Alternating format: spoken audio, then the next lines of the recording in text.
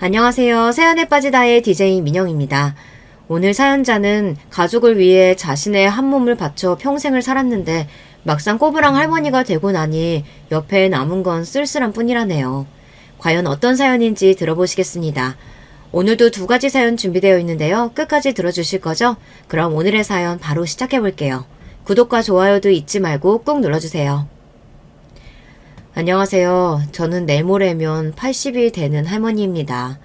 이 늙은이 인생에 누가 관심이 있을까 싶지만 아무래도 억울하고 쓸쓸한 마음을 이야기할 곳이 없어 이렇게 사연을 보내게 됐습니다. 저는 지난 세월 동안 가족만 생각하며 살았어요. 어릴 때는 지지리도 가난해서 어떻게든 가정을 일으키기 위해 희생하며 살았습니다. 이제와 이런 이야기하기 부끄럽지만 저는 학교 다닐 때 돈이 없어서 국민학교도 간신히 졸업했어요. 그러고는 곧장 3살 위의 언니를 따라 옷 만드는 공장에 들어갔습니다.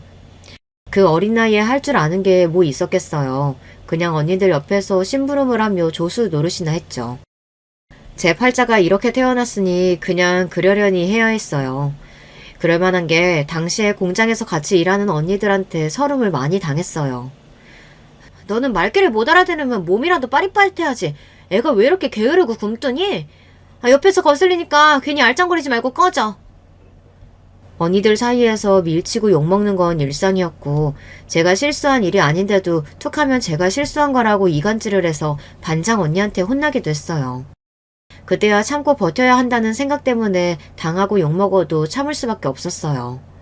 저도 사람이다 보니 가끔 힘들고 서러워서 같이 공장에 들어간 친언니한테 하소연을 하기도 했어요. 그런데 언니는 어린 동생이 안쓰럽지도 않은지 제 사소한 푸념도 받아주지 않았어요. 야, 너만 힘들어? 나도 힘들어 죽겠어. 공장 다니는 게 다 그렇지. 그럼 뭐 돈 벌러 와서 호강할 줄 알았냐? 어차피 우린 시집 갈 때까지는 꾹 참고 다녀야 되는 거니까 괜히 징징거리지 말고 일이나 해. 내가 안 한대? 나도 너무 힘드니까 말할 데가 없어서 언니한테 말한 거지. 됐어. 괜히 그 언니들한테 미움받아봐야 일하는데 좋을 거 하나도 없으니까 그냥 구박하면 구박 듣고 욕하면 욕 먹어. 애초에 태어날 때부터 제가 의지하고 기댈 사람은 존재하지 않았던 것 같아요. 부모님은 자식이 6이나 있다 보니 낳고 키우는 것만으로도 버거워하셨고 형제들은 가난한 집안에서 어떻게든 끼니라도 때우겠다고 일찍이 사회에 나가 돈 버느라 바빴습니다. 그러다 보니 제대로 교육을 받은 사람도 없고 부모님께 어리광을 피워본 사람도 없었어요. 식구라고 매일 모여서 밥을 먹고 같이 자기는 하지만 서로를 위하고 보듬는 일은 전혀 없었어요. 6형제 중에 딱 중간인 제가 어릴 때부터 귀에 딱지가 생기게 들었던 말이 참아라, 할 수 없다 였습니다. 부모님이 말씀하시길 가난한 집에서 태어났으니 할 수 없고 돈을 벌어야 하니 무조건 참아라 였습니다. 그래야 8식구 산 입에 거미줄은 안 치고 사니까요. 제가 하고 싶은 것도 할 수 있는 것도 생각하거나 꿈꿔서는 안 됐어요. 그냥 제 앞에 주어진 일을 참고 해내는 수밖에 없었습니다. 그나마 저에게 한 가지 희망이 있었다면 그건 바로 결혼이었어요. 제 위로 언니가 2이나 있었는데 그나마 언니들은 결혼하고 나서는 지긋지긋한 가난에서 벗어나 가정을 만들고 엄마로서의 인생을 시작했어요. 그 모습을 보니 저도 작게나마 희망이 생기더라고요. 부모님과 함께 사는 동안은 제 삶이라고는 없이 매일 일만 하며 살다 보니 하루하루가 너무 지긋지긋해서 저는 하루라도 빨리 결혼하고 싶었습니다. 그래서 처음 본 맞선에서 만난 남자와 곧바로 결혼을 했어요. 항상 결혼을 꿈꿨지만 정작 결혼하고 나니 결혼이 제 인생을 바꿔주지는 못하더군요. 결혼해서 가정을 갖는다는 건 또 다른 족쇄를 차는 것과 다르지 않았어요. 남편은 친정아버지보다 훨씬 더 고지식하고 이기적인 사람이었고 시부모님은 친정어머니보다 훨씬 더 잔소리가 심하고 공장 언니들만큼이나 구박을 해댔어요. 제 결혼 생활은 제 인생의 또 다른 고난이었습니다. 특히나 남편과 함께 사는 게 고역이었어요. 남편은 저에게 일절 관심이 없었습니다. 선을 보고 결혼식을 올릴 때까지 2달 남짓이었으니 서로에 대해 잘 알지 못했어요. 식을 올리고 나서야 얼굴을 자세히 처음 봤습니다. 식구들끼리 모여 밥을 먹거나 밤에 잘 때 빼고는 얼굴을 마주하지도 않았죠. 심지어 남편은 한방에서 자면서도 이불을 따로 쓰고 저를 어이라고 불렀습니다. 저는 결혼하자마자 시댁에 들어가 살았어요. 남편이 5남매 중에 장남이었거든요. 시댁은 동네에서 제일 큰 집이라 집이 으리으리하게 컸어요. 한 집에 살아도 왔다 갔다 하다 보면 마주치기가 힘들다 보니 아침이면 남편이 어디서 있는지 뭘 하고 있는지 아내인 저도 도통 알 수가 없었습니다. 남편 성격이 어디를 간다 뭘 한다 일절 이야기하는 사람이 아니에요. 그러다 보니 저도 남편에게 먼저 불쑥 말을 걸기가 어려웠어요. 그런 와중에 시부모님은 왜 이렇게 무서운지 보기만 해도 심장이 쿵쾅쿵쾅 뛰었습니다. 특히나 시어머니는 저를 보기만 해도 잡아먹을 것처럼 무서운 눈빛으로 쏘아보시니 저는 시어머니 눈동자도 제대로 쳐다보지 못했어요. 애미 너는 공장에서 일한다는 애가 바느질 솜씨가 왜 이 모양이야? 일찍이 나가서 사회생활 했다길래 똘똘하고 야무진 줄 알아서 데려왔더니만 맏며느리라는 게 영 쓸모가 없네. 시어머니 말씀대로 국민학교 졸업하자마자 나가서 일하면서 동생들 건사하느라 안 해본 일이 없이 열심히 살았습니다.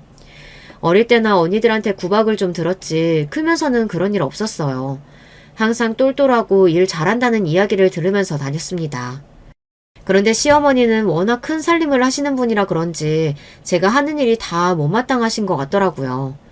제가 밥을 하든 빨래를 하든 뭘 해도 다 마음에 안 들어 하셨어요. 할 줄 아는 게 없으면 하루라도 빨리 애 만들어서 대일을 생각부터 해. 네 남편이 네가 영 마음에 안 드는지 매일 밖으로만 도는데 그러다가 밖에서 덜컥 애라도 하나 만들어 오면 어쩌려고 그래? 우리 집안이 어떤 집안인지 너도 알지? 네가 친정에서 어떻게 살았건 이제 우리 집 귀신이니 아들 하나는 무조건 낳아야 돼. 아들 못 낳으면 넌 그대로 소박이야? 지금 시대야 절대 용납이 안 되는 말이지만 제가 살아온 시대에만 해도 시부모님이 저런 말을 아무렇지 않게 했어요. 더군다나 없는 집에서 시집온 저 같은 애는 며느리라고 대우받을 생각을 하면 안 됐죠. 집에서 일하는 사람들하고 저는 대우가 별반 다르지 않았어요. 그나마 다행이었던 건 시댁은 가난하지 않았다는 거예요. 남편을 소개했던 고모 말로는 동네에 웬만한 논이랑 밭은 다 남편네 것이라고 했는데요. 그 말이 맞기는 하더라고요. 시집와서 지켜본 바에 의하면 시아버지는 동네에서 유지나 다름없는 사람이었습니다. 그러다 보니 집에 매일같이 손님들이 넘쳤어요. 그 많은 손님을 접대하느라 며느리인 저는 손님상을 차리고 치우느라 하루도 쉴 날이 없었습니다. 어떨 때는 너무 힘들어서 차라리 공장에 나가서 일하는 게 낫겠다 싶은 날도 있었습니다. 그런 와중에 저에게도 좋은 일이 생기기는 생겼어요.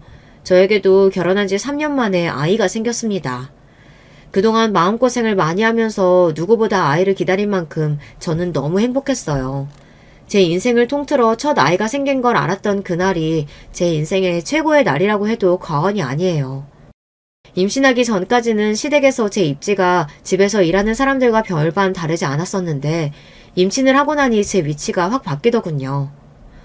우리 큰며느리야. 뱃속에 우리 장손 생각해서 발 하나하나 디딜 때마다 구름 위를 걷는다고 생각하고 사뿐사뿐 걸어라. 혹여나 나무 뿌리라도 잘못 밟아서 넓어지면 큰일 나니까. 시아버지는 혹여나 제가 어떻게 되기라도 할까봐 아주 귀하게 대해주셨어요. 살면서 그런 대접은 처음 받다 보니 좋기는 하더군요. 물론 시어머니는 그 모습마저 탐탁지 않아 하셨지만요. 뱃속 손주가 아들인지 딸인지도 모르는데 웬 유난을 떨어요. 그네 너 괜히 헛바람 들어서 누워만 있지 말고 좀 움직여. 임신했을 때 엄마가 부지런히 움직여야 뱃속 애가 머리가 좋아지는 거야. 저댄데 딸이면 어떻고 아들이면 또 어때? 애는 또 나오면 그만이지. 시아버지 주변에 사람이 많은 게 성격이 참 시원시원하고 좋으셨어요. 남편이나 시어머니 때문에 결혼 생활이 힘든 와중에도 시아버지와 이야기를 나누다 보면 어느새 기분이 풀리고는 했습니다.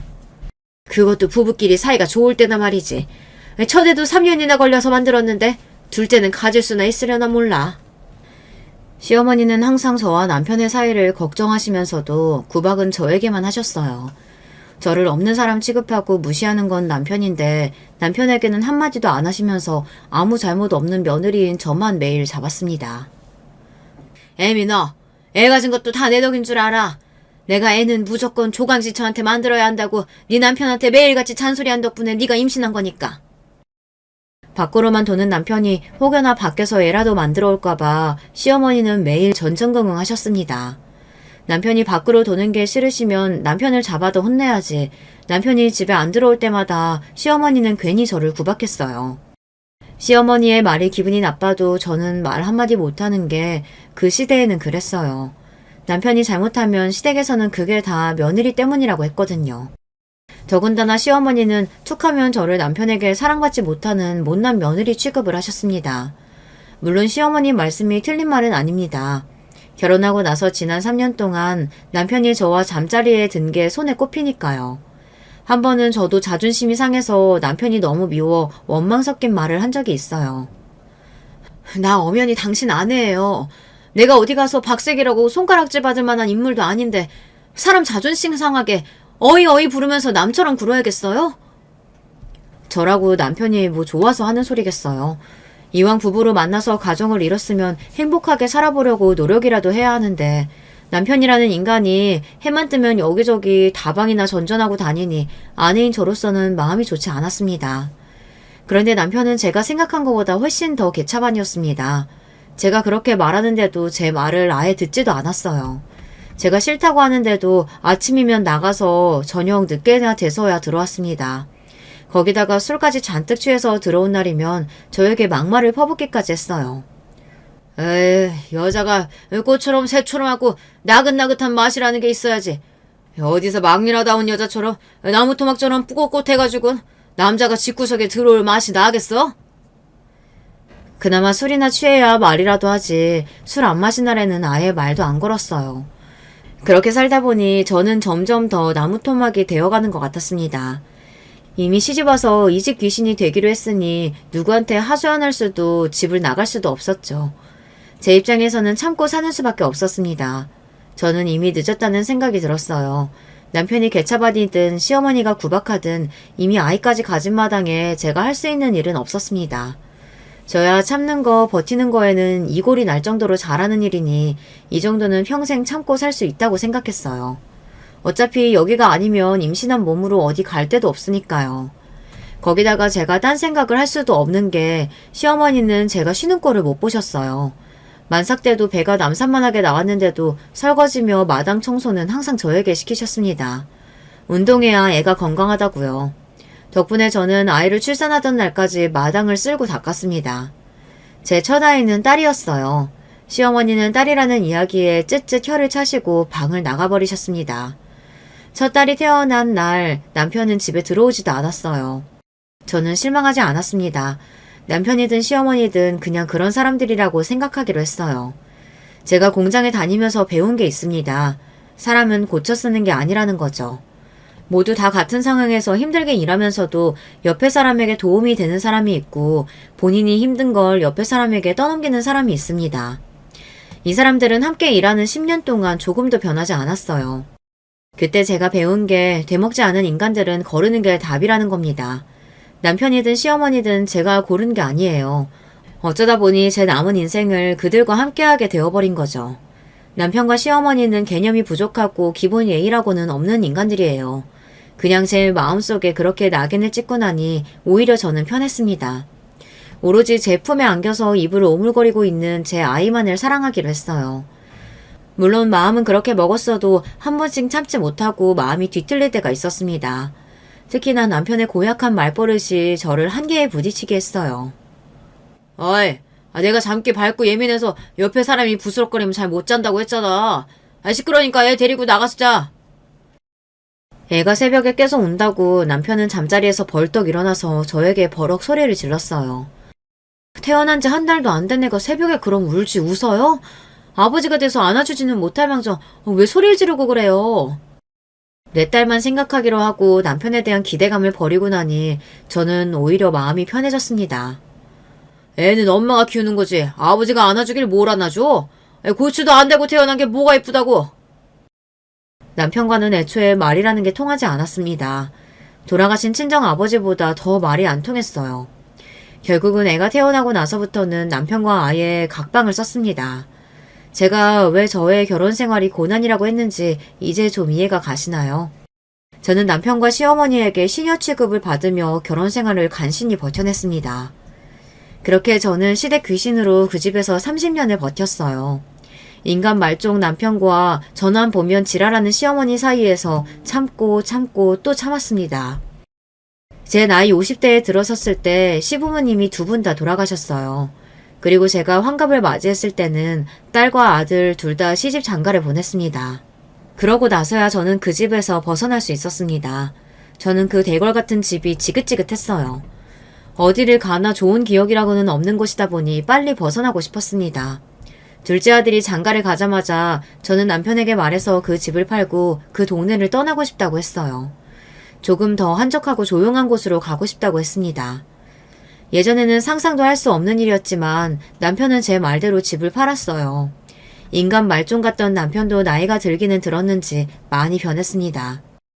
그럴만하죠. 그동안 본인이 저에게 한 짓이 있으니 늙어서 저에게 밥이라도 한 그릇 얻어먹으려면 앞으로 남은 인생은 저에게 참여하는 마음으로 살기로 했거든요. 집을 판 남편은 그 돈으로 제가 원하는 동네에 그림 같은 주택을 지어주었어요. 저와 남편은 남은 노후를 그곳에서 편안하게 보낼 생각이었습니다. 시부모님이 떠나시면서 그 많은 재산을 남겨주신 덕분에 저와 남편의 노후는 일찍이 준비되어 있었거든요. 저는 이제야 좀 내 인생도 피나보다 싶었습니다. 그런데 인생이라는 게 돈만 있다고 되는 게 아니더군요. 이제 좀 살만하다 싶었더니 이제는 자식들이 말썽이었어요. 딸내미는 일찍이 독립했어요. 대학을 외지로 간 탓에 집을 얻어서 일찍 독립했습니다. 그 이후로는 취직하고 일찍 결혼해서 성인이 된 이후에는 같이 산 적이 없어요. 그래서 그런지 애가 워낙 독립적이고 부모한테 기대려고 하지 않아요. 서로 떨어져서 산 세월이 길다 보니 언제부터는 연락도 자주 안 하고 명절이나 생일에 만나고 그랬어요. 마음이야 혼자 사는 딸내미 자주 보러 가고 싶기도 하고 챙겨주고 싶기도 했지만 시부모님 돌아가실 때까지 감옥 같은 집에서 매일 신년노릇을 하고 사느라 딸 자식도 챙길 여유가 없었습니다. 사실 큰딸이 외지로 대학을 가겠다고 했을 때 남편이랑 시어머니 둘 다 반대했어요. 걔집애가 겁도 없이 어딜 혼자 산단 소리를 해? 인생 망하려고 작정했어? 어머니 내버려 두세요.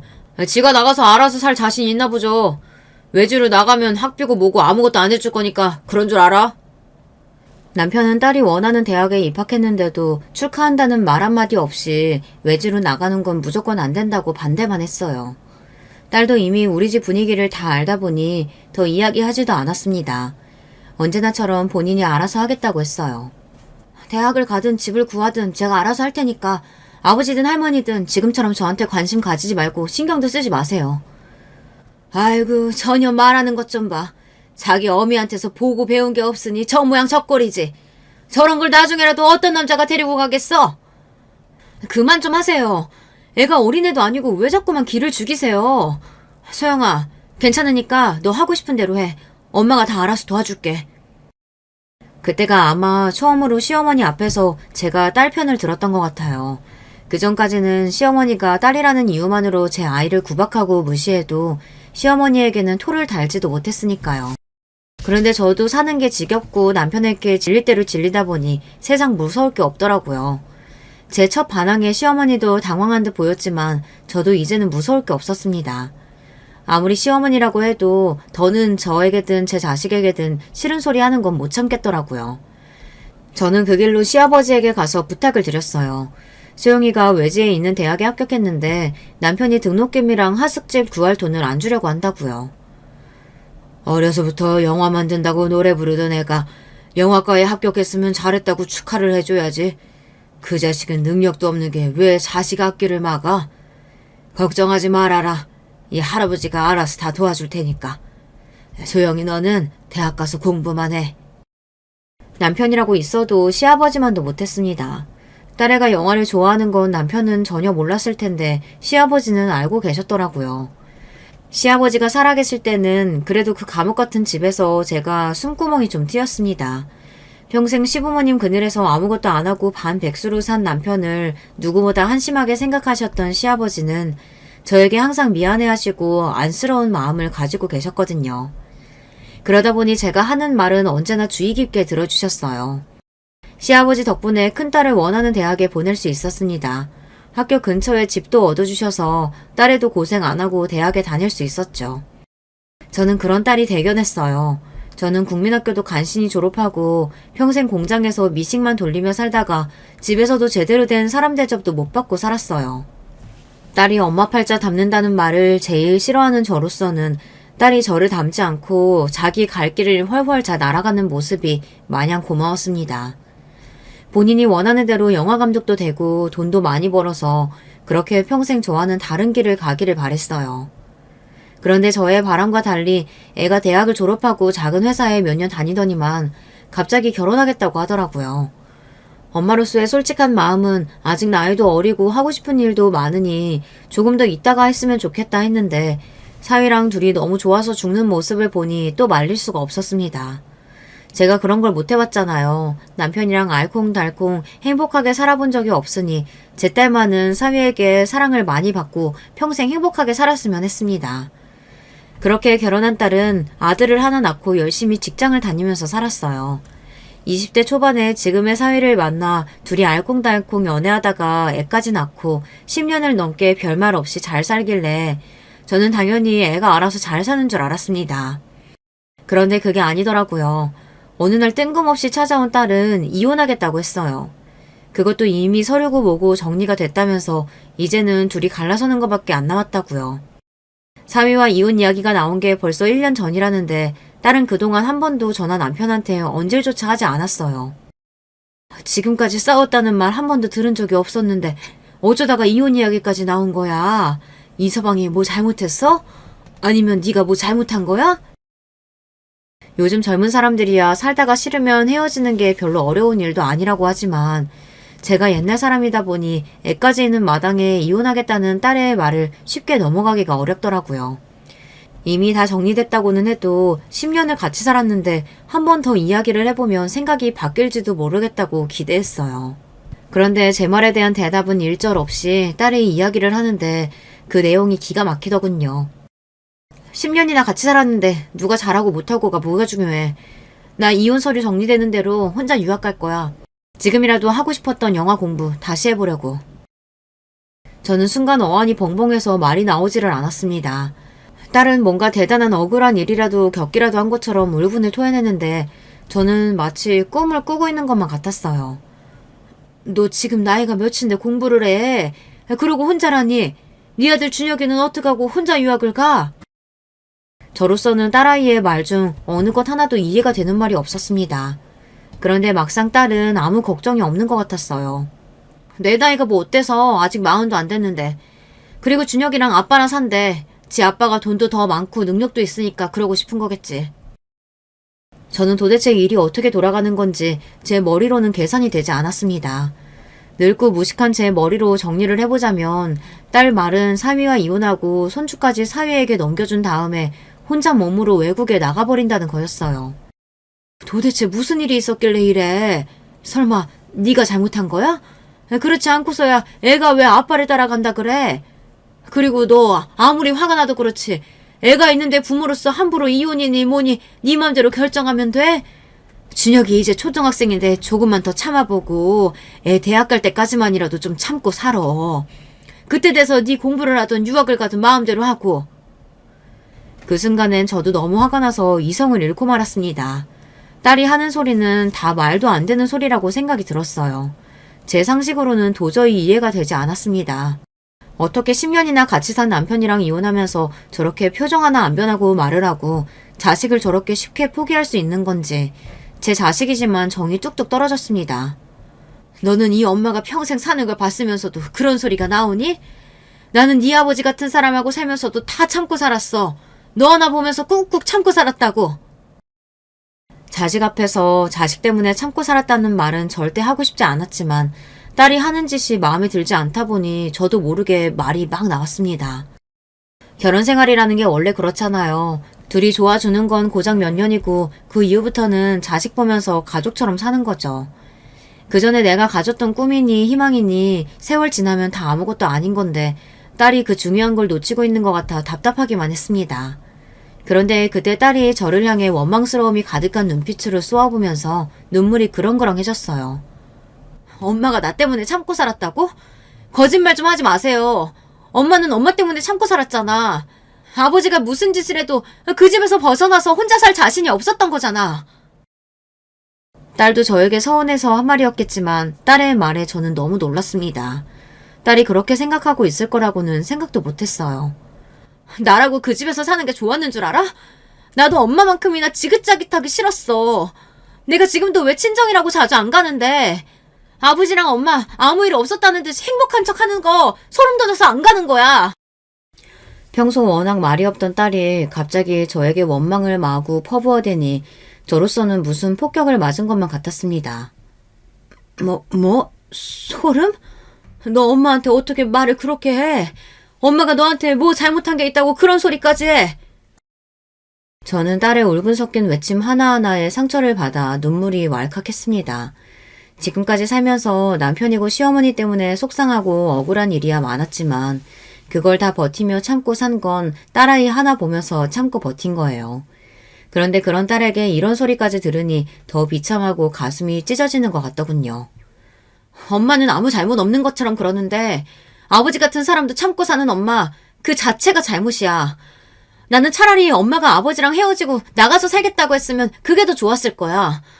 이제 와 이런 말 해봐야 뭐해. 암튼 난 이혼하고 이 나라 떠날 거니까 그런 줄 아세요. 딸은 이혼이니 유학이니 어차피 저에게 허락받겠다고 온 게 아니라며 자기 할 말만 해놓고 가버렸습니다. 그날 제가 얼마나 불행했는지 몰라요. 하루 종일 밥도 안 먹고 자지도 않고 내내 멍하니 거실에 앉아 있었어요. 남편은 무슨 일이냐고 몇 번 묻더니만 제가 아무 말도 하지 않자 혼자 혀를 몇 번 끌끌 차고 방에 들어가 버렸어요. 이런 마음으로 남편과 이야기를 했다가는 제가 남편을 죽여버릴 수도 있겠다는 생각이 들더라고요. 인생이 도대체 뭔지 모르겠습니다. 어릴 때는 부모가 시키는 대로 살았고 결혼해서는 남편과 시어머니라는 장애물을 하루하루 넘으며 간신히 땅을 발에 짚고 살았습니다. 평생 끝나지 않을 마라톤 같던 인생이 이제 마지막에 들어섰다고 생각했을 때쯤 지금까지 살아온 제 인생을 송두리째 뒤흔들어 버릴 정도의 태풍이 몰려왔습니다. 딸의 이혼과 유학이 저에겐 그 정도로 큰 상처였어요. 그런 와중에 눈치 없는 남편은 역시나 철딱선이 없는 짓으로 저를 쉬지 못하게 했습니다. 보석이가 요즘 사업이 잘 된다고 업종 바꿔보겠다고 하더라. 내가 그래서 보은에 땅 있는 거 팔아서 도와주기로 했어.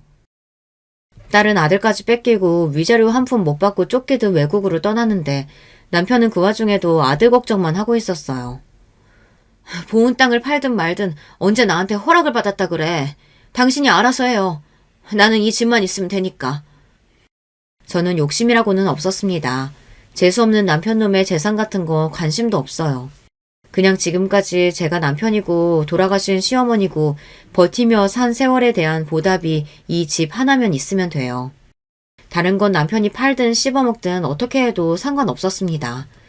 둘째 아들은 남편을 그대로 빼다 박았어요. 외모부터 성격까지 뭐 하나 다른 게 없습니다. 제 아들놈이지만 무뚝뚝하고 자기밖에 모르는 게 딱 똑같아요. 저런 놈을 어떤 여자가 좋다고 할까 했는데 어디서 본인이랑 비슷한 여자애를 데리고 와서 장가를 가기로 했습니다. 그런데 둘 다 철이 없어요. 둘째 아들이나 며느리나 어릴 때부터 돈 걱정은 안 하며 산 애들인데 결혼해서도 자기들끼리 뭘 잘해보려고 하지도 않고 내내 부모한테 손만 벌리기 바쁩니다. 며느리가 서울 토박이에요. 어릴 때부터 강남에서 자라서 돈 걱정은 안 하고 살았다는데 애가 좀 사치스럽습니다. 며느리네 친정도 옛날이나 잘 살았지 지금은 바깥 사돈이 대학 교수 퇴임하고 경기도 어디에서 전원생활 중이라는데 크게 도와줄 정도로 여유가 있으신 건 아닌 것 같더라고요. 그러다 보니 아들놈이고 며느리고 비빌 언덕은 남편뿐이니 툭하면 애들 데리고 남편을 찾아왔어요. 요즘 물가 아시죠? 제가 버는 거 가지고 애들 학원비 내면서 내 식구 먹고 살기도 힘들다니까요. 그래도 아버지가 여유 좀 있으시니까 우리 애들 학원비는 좀 도와주세요. 이 귀여운 녀석들 남들 다 하는 건 다 하게 살게 해줘야죠. 자, 우리 새끼들 할아버지한테 가서 안아드려. 어린 손주들을 데리고 와서 남편에게 살랑살랑 애교를 부리게 하고 뭐든 하나라도 얻어가려고 했습니다. 그래 우리 예쁜 새끼들 할아버지가 다 해줘야지. 요즘 텔레비전만 틀면 아주 물가니 어쩌니 애들 교육비가 어쩌니 말들이 많더라. 우리 아들 가장으로서 사는 거 힘들지? 원래 처자식 건사하는 게 다 그런 거다. 이 아버지가 다른 건 몰라도 우리 손주들 교육비는 책임질 테니까 걱정하지 말아라. 딸내미가 첫 손주를 낳았을 때는 거들떠도 안 보고 사위 하는 일에도 일절 관심이 없었으면서 어쩜 저렇게 아들하고 아들네 손주 일에만 관심이 많은지 모르겠어요. 저는 남편 하는 짓이 미워서 둘째랑 남편이 그런 소리를 하고 있으면 그냥 얼른 자리를 떴습니다. 안 보는 게 오히려 마음이 편했어요. 그럴 때면 며느리가 꼭 저를 따라 주방으로 들어왔어요. 이 집은 올 때마다 느끼는 건데 너무 예쁘게 잘 지으셨어요. 저도 나이 들면 꼭 이런 집에 살고 싶다니까요. 둘째 아들이랑 며느리가 집에 오는 게 불편한 게 며느리라는 애가 이런 여우도 여우가 없어요. 대학도 좋은 대학 나오고 직장도 좋은 데 다녔는데 그게 다 머리가 좋아서 그런 건지 남편이나 제 앞에서 뭐라도 하나 더 받아내려고 하는데 그게 저처럼 멍청한 사람 눈에도 다 보일 정도로 애가 하는 짓이 여우예요. 결혼할 때도 자기는 다른 건 다 필요 없다고 둘이서 행복하게만 살면 된다고 하더니만 정작 결혼 날짜 잡고 준비할 때는 말이 싹 달라지더라고요. 남편 앞에서 일부러 본인 친구 누구는 결혼할 때 어느 동에 아파트를 얼마에 샀는데 가봤더니 너무 좋았다면서 연신 부럽다고 하더라고요. 며느리가 그렇게 말을 하니 저희 남편 같은 사람이 모르는 척 할 수가 없었죠. 거기다 예단은 무조건 샤넬로 해야 나중에 손해를 안 본다고 대놓고 말해서 샤넬 가방도 2개나 사줬습니다. 그때도 애가 하는 짓이 웃겼어요. 백화점에 저랑 남편이랑 같이 갔는데 끝까지 2개를 들고 결정을 못 하더라고요. 이건 평소에 들기 너무 좋고 이건 특별한 날 들고 나가기 너무 좋은 것 같은데 2개 다 너무 예뻐서 결정을 못 하겠어요. 아버님 어때요? 저 어떤 게 어울려요? 가방 2개를 들고 남편 옆에 착 붙어 애교를 부리는데 제 눈에는 얄미워 보였지만 남편은 아주 살살 녹더군요. 2개가 좋으면 2개 다 사야지 뭘 고민해. 여기요. 이거 2개 다 포장해 주세요. 어머 아버님 너무 멋지세요. 감사해요. 그때부터 알아봤지만 며느리와 아들놈이고 결혼해서 사는 동안 아주 남편 등골을 빼먹어도 다 빼먹을 작정인 것 같더라고요. 며느리는 그나마 다니던 직장도 결혼하자마자 그만두고 아들놈은 갑자기 무슨 의류 사업을 하겠다고 남편한테 돈을 뜯어갔어요. 그래놓고 이제와 사업이 또 잘 안 된다면서 남편한테 돈을 더 달라고 했나 봐요. 저라고 왜 아들이나 남편이 걱정 안 되겠어요. 재산이라고 있어도 다 시부모님께 물려받은 거라 사실 남편이 버는 돈은 없습니다. 그나마 건물에서 나오는 돈으로 둘이 생활하는 건데 아들님이 저렇게 자리를 못 잡고 매일 밑 빠진 벽에 물 붓는 것처럼 돈을 뜯어가니 저도 걱정이 되기는 했습니다.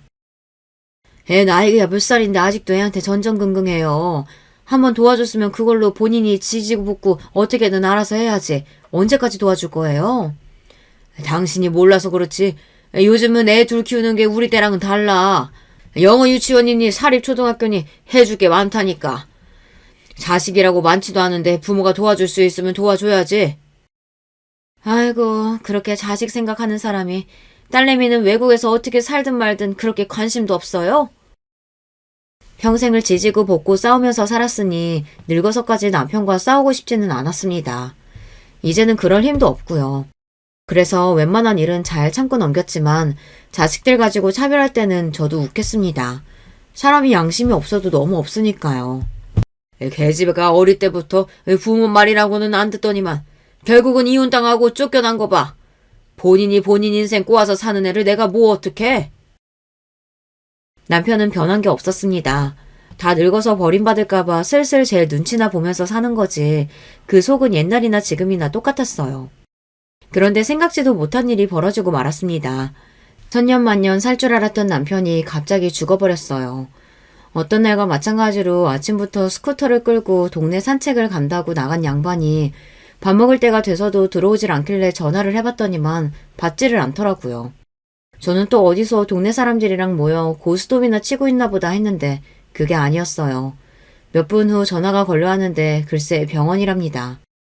남편이 스쿠터를 타고 가다가 교통사고가 났나 보더라고요. 길이 워낙 사람이 안 다니는 으슥한 골목이었는데 남편을 친 차량이 그대로 그냥 도주해버려서 몇 시간 동안 길에 그대로 방치되어 있다가 지나가던 사람에 의해 발견돼서 응급실로 실려오긴 했지만 이미 사망했답니다. 저는 믿을 수가 없었어요. 남편은 아침이면 어김없이 일찍 일어나 아침을 간단히 먹고 동네 여기저기를 어슬렁거리며 걸어다니다가 이 사람 저 사람이랑 놀고 술이나 한 잔 걸치고 들어오면 그거만큼 낙이 없는 사람이었습니다. 몇십 년을 그렇게 살았습니다. 젊어서 다방 여자들을 그렇게 만나고 밤 늦게까지 술에 잔뜩 취해서 들어와도 길에서 한 번 넘어지고 들어온 적이 없었던 사람이었죠. 그런 사람이 차에 치여서 몇 시간이나 길에 누워있다가 그대로 죽었다고 생각하니 도저히 믿기지가 않았습니다. 이 나이까지 제가 무릎 수술을 2번이나 받고 당뇨약을 먹을 때까지도 그 인간은 그 흔한 감기 한 번 안 걸린 양반이에요. 제가 몇십 년 동안 욕을 해서 그 인간만큼은 벽에 똥칠할 때까지 살 줄 알았는데 이렇게 허망하게 갈 줄은 몰랐습니다. 남편 장례를 치르고 저는 그 큰 집에 혼자 남겨졌습니다. 젊어서부터 이 순간만을 간절히 바라고 또 바랬는데 막상 혼자가 되자 말로 표현할 수 없을 정도로 허무하고 허탈하더군요. 집안 곳곳에 남은 남편의 흔적을 보는데 아무것도 손을 댈 수가 없었어요. 남편이 죽고 49제를 치를 때까지 남편이 죽었다는 게 실감이 나지를 않았습니다. 49제가 지나고 딸은 다시 원래 있던 나라로 돌아갔어요. 장례 끝나고 바로 돌아갈 줄 알았는데 혼자 남은 제가 걱정되기는 했는지 49제까지 같이 있어주다 일이 있다면서 다시 돌아갔습니다. 그런데 딸이 웬일로 같이 가자는 말을 하더라고요. 엄마도 외국에 나가본 적 없으니까 이 김에 나랑 같이 나가서 살래? 여기 있어봐야 엄마도 혼자고 거기서 나도 혼자니까 그냥 같이 살지 뭐. 저나 딸이나 서로 떨어져 산 지가 오래라 서로 살가운 소리를 못해요. 딸로서는 그 말이 저에 대한 걱정을 최대한 표현한 거겠죠. 저만 여기에 두고 혼자 가기가 아무래도 신경 쓰였나 보더라고요. 저는 딸의 그런 마음이 마냥 고마웠습니다. 아이고, 영어 한마디 못하는 사람이 그 먼 데 가서 어떻게 살아. 엄마는 혼자여도 여기가 편해. 걱정하지 말고 조심해 돌아가. 이런 깡시골이 뭐가 좋다고. 그리고 평생 괴롭히던 사람이 죽었는데 뭐가 그렇게 슬퍼서 우울하게 있어요. 다른 건 몰라도 아버지가 돈은 많이 남기고 죽었으니까 엄마도 이제 마음 편히 돈이나 펑펑 쓰면서 편하게 살아. 무슨 일 있으면 바로 연락하고. 딸아이 말이 맞았습니다. 저도 남편이라면 치가 떨리고 지긋지긋해요. 이제 정말 그 인간 없이 혼자가 되었으니 제 마음대로 하고 살면 그만이었습니다. 그런데 그것도 마음대로 되지를 않네요. 이놈의 몸뚱아리가 마음대로 되지를 않아요. 몇 년 전 수술한 무릎에 또 뭐가 문제가 생겼는지 너무 아파서 걷는 것도 힘들었어요. 시골에 혼자 있다 보니 도저히 서울에 있는 병원까지 혼자 갈 수가 없어서 둘째에게 연락을 했습니다. 하루 쉬는 날 병원에 좀 데리고 가달라고요. 아들은 흔쾌히 알겠다면서 바로 다음날 며느리랑 같이 집에 내려왔습니다. 둘째 아들네와 함께 서울에 있는 병원에 갔다가 근처 식당에서 밥을 먹었어요. 그런데 며느리가 생각지도 못한 이야기를 하더라고요. 어머니는 이렇게 힘드신데 앞으로 어떻게 혼자 계시려고 그러세요? 치료받으시려면 병원에도 자주 가야 하니까 그냥 서울에 올라오시는 거 어때요? 저희가 모실게요. 마냥 철이라고는 없게 봤는데 며느리가 제 생각을 많이 하고 있더라고요. 남편 죽고 시골에 혼자 남은 제가 식사는 잘 하시는지 아프신 데는 없는지 매일 걱정했답니다. 그러면서 하는 말이 이제 아이들도 다 크고 여유가 생겼으니 저더러 본인들 집에 들어와서 살래요. 며느리가 저를 모시겠다고요. 겉으로 티를 내진 않았지만 저는 좋았습니다. 사실 눈물이 핑 돌 정도로 좋았어요. 지금까지 마음고생, 몸고생 많이 하면서 살았는데 이제야 좀 팔자가 피기는 피나 보다 싶더라고요. 그날 이후 일이 일사천리로 진행됐어요. 아들이 먼저 제 짐이랑 물건을 싹 다 본인 집에 옮겨다 주고 저를 모시고 올라왔습니다. 그리고 남편과 살던 집도 다 팔았어요. 제가 내모레면 80인데 살아봐야 얼마나 살겠어요. 남편을 보니 목숨이라는 게 하루아침에 어떻게 될지 모르는 건데 정신이 온전할 때 다 정리하는 게 좋겠더라고요. 이제 식구라고는 딸하고 아들 내외뿐인데 이왕 정리하는 거 땅까지 정리해서 아들에게 다 줬어요. 아들이랑 며느리가 대놓고 저에게 돈을 달라고 한 건 아니에요. 제가 서울에 올라와서 보니 아들이랑 며느리가 돈이 필요하기는 할 것 같아 제가 알아서 준 겁니다. 어머니 감사해요. 안 그래도 저희가 급해서 사업을 접어야 하나 말아야 하나 고민하고 있었어요. 아이고 사업 접으면 앞으로 뭘 먹고 살아. 다 늙어서 너희한테 내가 신세 지는 것도 미안한데 그 정도는 줄 수 있지. 알고 보니 아들네 손주가 대학원에 다니고 있었는데 영국인가 미국인가 어디로 유학을 가고 싶다고 했나 보더라고요. 외국에 나가 공부한다는 게 한두 푼 드는 일도 아니니 둘째가 하던 일을 정리해서 그 돈이라도 줘야 하나 고민하길래 제가 먼저 있는 재산을 줬습니다. 저야 아들하고 사는데 앞으로 돈이 뭐가 필요하겠어요. 그런데 사람 마음이라는 게 겉으로 보이는 게 다가 아니더군요. 하마터면 제 인생이 또 한 번 나락으로 떨어질 뻔했어요. 어느 날이었습니다. 새벽에 잠이 안 와서 뒤척이다가 물을 마시려고 나가는데 거실에서 아들이랑 며느리가 술을 한잔 하고 있더라고요. 노인네가 괜히 분위기 깨는 것 같아 방으로 그냥 돌아가려는데 그 순간 듣지 말았으면 좋았을 이야기를 듣고야 말았습니다. 여보, 이제 땅 판 것까지 싹 다 받았으니까 저 노인네 요양원 보냅시다. 우리 아들 영국에서 자리 잡으면 우리도 다 같이 영국 가야지. 아무리 그래도 정신이 멀쩡한 노인네를 어떻게 요양원에 보내. 어디라도 아픈 데가 있어야 보내는 거지. 저번에 병원 갔을 때 못 들었어? 노인네 무릎 수술 안 하면 제대로 걷지도 못한다잖아. 내가 진작에 병원에서 연세가 있어서 수술하면 큰일 나서 약만 먹으면 된다고 어머니한테 얘기 다 해놨어. 그냥 두면 금방 걷지도 못하고 누워만 있을 테니까 그때 바로 요양원으로 보내버리면 돼. 저는 순간 제 두 귀를 의심했습니다. 병원에서 수술 안 해도 된다고 했다고 하더니만 그게 다 거짓말이었어요.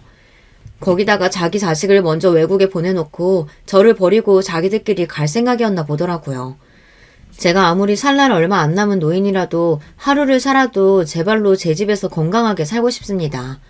그런데 자식이라고 있는 것들이 저런 소리를 하고 있으니 속이 말이 아니더군요. 저는 도저히 천불이 나서 잠을 잘 수가 없었습니다. 저는 곧장 어디론가 전화를 걸었어요. 그리고 며칠 뒤 집으로 손님이 왔습니다. 손님은 바로 제 딸이었어요. 딸은 아들네 집에 도착하자마자 캐리어를 바닥에 내동댕이 치고 곧바로 둘째와 며느리에게 달려들었어요. 웃기고들 앉았네. 너희들이 감히 우리 엄마 재산 다 뺏어버리려고 했어? 김보석, 너 정신 차려 이 새끼야. 너 우리 엄마 아들 아니야. 아버지가 밖에서 나온 혼외자라고. 그런 걸 엄마가 기껏 금이야 오기야 키워줬더니만 이게 감히 은혜를 원수로 갚아? 내가 너희들 가만히 둘 줄 알아? 뭐? 엄마가 내 친엄마가 아니라고? 누나 지금 그걸 말이라고 해? 그럴 리가 없잖아. 내가 아버지를 왜 그렇게 미워했는지 알아? 내 기억 속의 아버지라는 사람은 매일 아침에 눈만 뜨면 동네 다방이라는 다방 다 돌아다니면서 양쪽에 여자 끼고 다녔어. 내가 친구들하고 시내만 나가면 그런 꼴을 얼마나 많이 받는 줄 아냐고. 말도 안 돼. 그럼 날 낳아준 사람은 누구라는 거야? 누구긴 누구야. 그 다방년들 중 하나겠지. 그깟 더러운 상간녀 내가 알게 뭐야. 말도 안 돼. 형님 지금 거짓말 하시는 거죠? 어머니 재산 우리가 다 가져갈 거라고 지금 이러는 거잖아요. 그쵸 어머니? 아니죠? 보석씨 어머님 아들 맞잖아요. 며느리는 지금 이 상황이 믿기지 않는다는 듯 제게 다가와 매달렸어요. 소영이 말이 다 맞아. 보석이 너 아버지가 밖에서 낳아온 혼외자야. 그 상간녀가 나랑 너희 아버지 모르게 너 낳았는데 도저히 못 키우겠다면서 어느 날 우리 집에 데려왔더라. 어머, 말도 안 돼. 어떻게 그런 일이 있을 수가 있어? 아버님 너무하신 거 아니야? 며느리와 아들놈은 자기들이 저지른 일은 다 까맣게 잊어버렸는지 지금 당장 벌어진 일에만 놀라서 허둥거렸어요. 그 모습이 얼마나 꼴보기가 싫은지 화가 치밀어 오르더군요. 내가 널 어떻게 키웠는데 네가 감히 나를 환자를 만들어서 요양원에 버리려고 그래? 네가 그러고도 사람이니? 저는 둘째에게 다가가 그놈의 뺨을 후려 갈렸습니다. 처음이에요. 딸이야 키우면서 잘못하면 한 번씩 때리기는 했었는데 아들놈을 때린 건 처음이었습니다. 혹여나 제가 진짜 엄마가 아니라는 걸 아들이 알게 되기라도 할까봐 딸보다 더 눈치 보고 신경 쓰면서 키웠어요. 당시에 중학생이었던 딸내미는 이미 아들이 제 아들이 아니라는 걸 알고 있었습니다. 그럴 수밖에 없죠. 어느 날 갑자기 돌이 다 된 애가 동생이라고 나타났으니 한참 사춘기였던 딸내미는 모를 수가 없었죠. 지금 생각해보면 그때 딸 말대로 했어야 했어요. 엄마는 도대체 왜 아버지랑 살아? 다른 여자랑 바람 피우고 자식까지 낳는데 그게 용서가 돼? 용서는 무슨 용서. 그냥 무슨 일이 있든 나는 나대로 사는 거지. 그러니까 너도 앞으로 입 조심해. 보석이는 무슨 일이 있어도 네 동생이야. 행여난 누구한테도 보석이 밖에서 나온 애라고 소리하면 안 돼. 알았지? 제가 딸에게 못할 짓 많이 했습니다. 딸도 한참 예민한 시기였을 텐데 얼마나 힘들었겠어요. 그런 와중에 저는 제 생각만 하느라 딸에게 평생 숨기고 살아야 한다고 거짓말까지 시켰죠. 저는 못난 엄마입니다. 제 행동에 아들놈이 놀라기는 했는지 바닥에 주저앉았어요. 그놈에게도 상처였겠죠. 평생을 친어머니라고 생각했던 사람이 진짜 어머니가 아니라는 사실을 알게 된 거니까요. 어쩌면 그게 이 녀석에게 가장 큰 복수였는지도 모르겠습니다. 저는 둘째가 제 친아들이 아니라는 사실을 평생 비밀로 안고 갈 생각이었습니다. 남편이나 그 다방녀는 생각만 해도 둘 다 미웠지만 애는 잘못이 없잖아요. 이제 막 돌도 안 된 애가 누워서 새근새근 잠을 자는데 그 모습이 남편하고 너무 똑같이 생겨서 도저히 미워할 수가 없었어요. 그래서 그 순간부터는 그 아이가 제 아들이라고 생각한 겁니다. 물론 당시에 저에게는 딸밖에 없다 보니 시어머니께서 그 아이를 당연히 우리 자식으로 받아들일 줄 알았어요. 하지만 꼭 시어머니 때문만은 아닙니다. 어미에게 버림받은 아이를 그대로 둘 수는 없었어요. 남편의 아이이니 내 아이다 생각하기로 했죠. 하지만 이제는 아닙니다. 저 녀석은 제 자식이 아니에요. 제가 어떤 마음으로 본인에게 재산을 다 주겠다고 했는지 생각도 못하고 저 녀석이 저를 배신하려고 했어요. 그날 이후 저에게는 많은 변화가 있었습니다. 변호사에게 알아보니 아들이 저를 모시겠다고 속여서 재산을 증여한 거기 때문에 소송을 하면 다시 받아올 수 있다고 하더군요. 얼마 뒤 저는 딸을 주려고 남겨뒀던 건물을 다 팔고 아들에게 줬던 재산도 다 다시 뺏었습니다. 그리고 바로 무릎 수술을 하고 재활을 한 뒤 딸을 따라 캐나다로 갔습니다. 그 사이에도 둘째에게 여러 번 연락이 왔지만 일절 받지 않았어요. 딸이 캐나다에서 대학도 다니고 취직도 하더니만 시민권을 땄더라고요. 저도 딸을 따라 캐나다에 갔습니다. 캐나다에 오기 전까지 많은 고민을 했지만 오기를 잘했다는 생각이 듭니다. 제 인생에 이런 날이 올 줄은 몰랐는데 그림에나 나올 것 같은 호수가 앞에 보이는 집에 살게 됐거든요. 80을 앞둔 나이에 인생이 좋아봐야 얼마나 더 좋을까 싶었는데 지금은 너무 행복합니다. 한국에 사는 동안은 생각도 하고 싶지 않을 정도로 끔찍한 일들이 있었는데 앞으로 남은 인생은 한국과는 전혀 다른 이곳에서 다른 사람처럼 살아보고 싶어요. 여유롭고 우아한 할머니로요. 어쩌면 뒤늦게 꿈을 이룬지도 모르겠습니다. 언제나 딸과 둘이 행복해질 날만을 꿈꿨었는데 이제야 이룬 것 같아요. 둘째 놈은 어떻게 사는지 전혀 모르겠습니다. 괜히 소식을 듣게 되면 키운정이 있으니 마음이 쓰여서 조금이라도 도와주고 싶을 것 같아 아예 한국에 있는 사람들하고는 인연을 끊었어요. 저는 요즘 아주 행복합니다. 이 나이에 이런 인생도 있다는 거 많은 사람들에게 알려드리고 싶어 사연을 쓰기 시작했는데 구구절절 제 하소연만 늘어났네요. 여러분은 저처럼 후회만 남는 인생 말고 언제나 즐거운 인생 사시길 진심으로 바라겠습니다. 끝까지 제 이야기 들어주셔서 감사해요.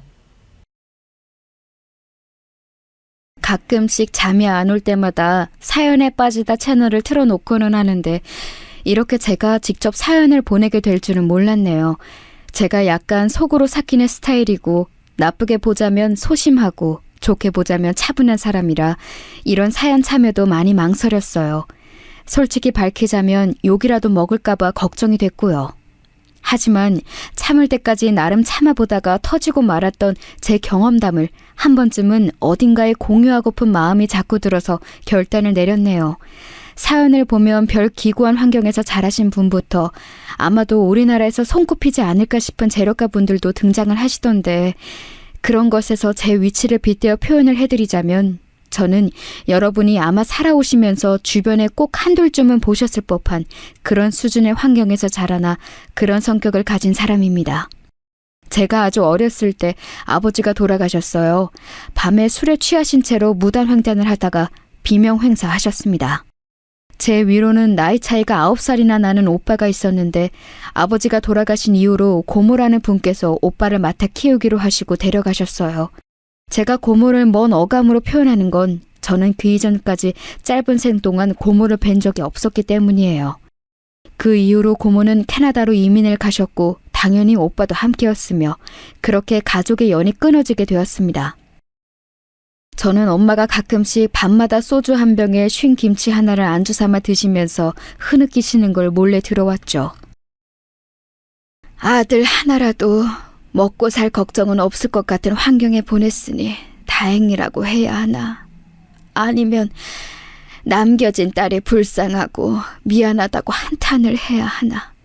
진작에 사이가 안 좋았던 남편이란 냉혈한 교류 한 번 제대로 없었던 매정한 시댁 인간들. 그것들하고 전부 인연을 끊고 살았다면 우리 딸, 우리 서영이 고된 인생을 시작하지도 않았을 텐데 전부 내 잘못이야. 저는 그 흐느낌을 언제나 못 드는 척하면서 이불 속에서 숨을 죽였습니다. 저희 집은 무척 가난한 편이었어요. 아버지가 돌아가신 이후로는 더했죠. 어렸기에 잘 몰랐지만 커가면서 유추할 수 있었던 것은 아버지뿐만 아니라 친가 사람들이 전부 자기 밥그릇만 딱딱 챙기면서 살고 온정이라는 게 없는 유형들이라는 것이었어요. 아마 천성이 그랬나 봐요. 저희 집이 어려웠는데도 친가의 친척들은 누구 하나 도와주기는커녕 아는 채도 안 했던 것 같아요. 그러다가 아버지가 갑자기 돌아가시자 그나마 고모가 캐나다로 가실 예정에 저희 오빠를 끼워주셨던 거죠. 참고로 오빠는 친탁을 한 성격이었습니다. 무심하고 이기적이고 계산적이고 손해보는 걸 싫어했죠. 능력보다 이상을 높게 잡았고요. 그런 게 완전히 친가 유전이었으니 그걸 고모가 하시고 데려가셨는지는 모를 일입니다. 엄마는 저를 위해 안 해보신 일이 없었던 것 같아요. 당신의 나이 30대 중반에 저를 낳으셨었으니 결코 젊은 체력이 아니셨지만 그래서 더 고되셨을 테지만 쉬지 않으셨죠. 저는 그 모습을 보면서 자랐어요. 차마 비싼 준비물 살 돈을 달라고 하기가 망설여질 때가 있어서 그냥 안 챙겨가고 학교에 가서 손바닥을 맞는 걸 선택하는 아이였고, 같은 반 여자애들이 전부 유행하던 머리핀이나 액세서리를 하나쯤은 하고 다닐 때 고작 문방구에서 산 방울 머리끈 하나로 사시사철을 의연하게 지내던 아이였습니다. 물론 어린 아이들이 순수하기 때문에 잔인하다는 말처럼 저는 가난과 결핍으로 인해 부족했던 모습들을 친구들에게 지적당하고 놀림당하면서 때로는 괴롭힘의 대상이 되기도 하였습니다. 상처받은 티를 내기에는 자존심이라는 게 나름 있어서 괜히 더 꿋꿋한 척을 했었죠. 그러면서 저는 내면이 단단하지만 소심하고 상처가 많은 사람이 되어갔던 것 같습니다. 외가는 워낙 잘 살진 못해서 원조를 딱히 기대할 수는 없었어요. 당장 외삼촌 댁만 하더라도 기초 수급자이셨던 걸로 알고 있으니까요. 엄마, 저번에 엄마가 이모랑 통화하는 걸 들었는데 혹시 이모네 다음 주에 제주도 여행 가? 우리도 제주도 같이 데려가 달라고 하면 안 돼? 그리고 제주도 가실 돈 있으면 우리 좀 도와주시지. 아, 이런 생각하면 너무 염치가 없는 건가? 아니야, 서영아. 충분히 그렇게 생각할 수 있지. 네가 잘못한 건 아니야. 그런데 이모는 외할아버지하고 외할머니를 계속 모시면서 살고 있잖아. 다른 형제들처럼 형편이 아주 어렵지는 않다는 것, 그것 하나만으로도 여태까지 부모를 책임지며 사는 자식으로 지내왔으니 모처럼 제주도에 놀러 간다는 것, 그걸 보면서 잘 됐다, 잘 쉬다가 왔으면 좋겠다, 이렇게 봐주는 게 좋을 것 같아.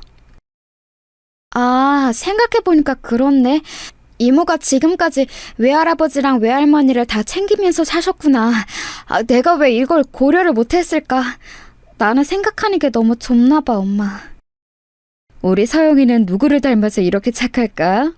모르긴 몰라도 네 친구들 중에서 너처럼 이렇게 생각이 깊은 사람은 없을 거야. 엄마 눈에는 우리 서영이가 최고야. 늘 부족하고 변변찮은 이런 엄마라서 우리 서영이에게 늘 미안할 만큼 우리 서영이는 전혀 모자란 게 없어. 그냥 엄마가 다 미안해. 나 엄마한테 그런 소리 들으려고 한 거 아니야. 제발 그런 소리 좀 그만해. 엄마는 다 좋은데 가끔 이렇게 너무 울적하고 자기 비하를 잘하는 것 같아. 그럴 때마다 난 진짜 속상해. 나는 엄마랑 살아서 행복하고 돈이 많이 없어도 괜찮아.